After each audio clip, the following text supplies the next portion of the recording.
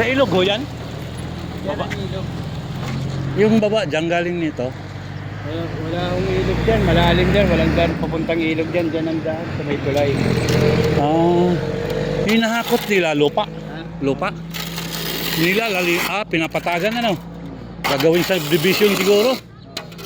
Yun lang. Yun guys oh. Hinahakot yung lupa sa baba. Gagawin daw sa division. Salamat kuya. Yun. Yung mga truck na yun, naghahakot ng lupa, inaakyat, pinapatag yung gagawing subdivision.